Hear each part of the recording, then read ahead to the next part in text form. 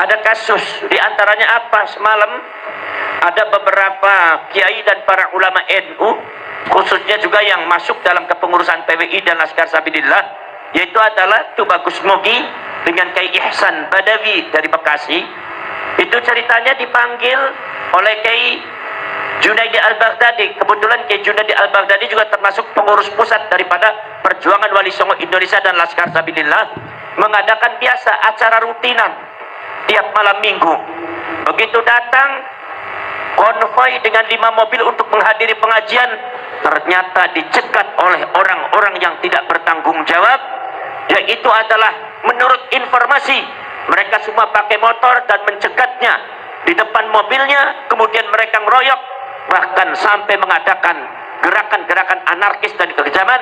Di antaranya adalah mobilnya Kiai Ihsan hancur katanya.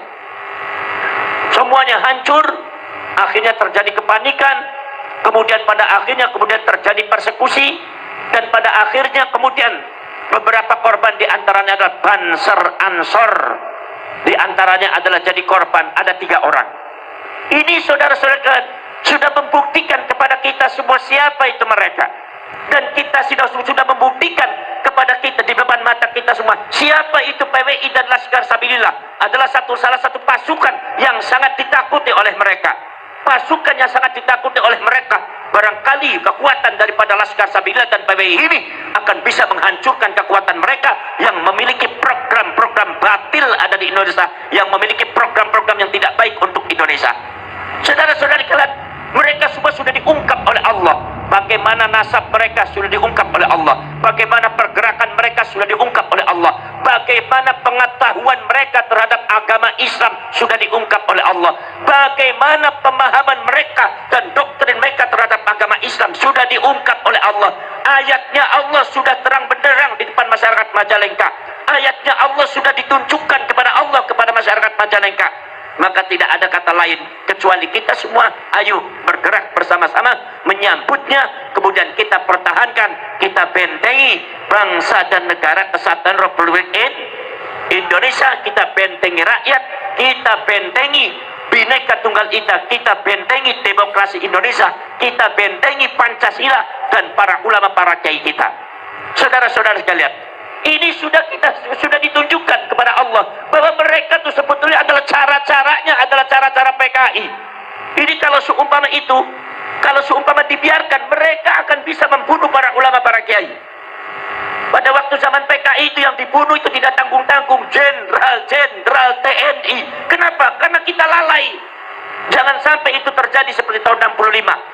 Pergerakan mereka sangat masif, pergerakan mereka sudah ditunjukkan oleh Allah. Kita dibela oleh Allah, kita berada di dalam naungan ilmunya Allah, kita dibela oleh baginda Rasulullah SAW. Maka tidak ada kata lain, Indonesia saudara-saudara adalah sebuah negara, tidak sama dengan negara lainnya.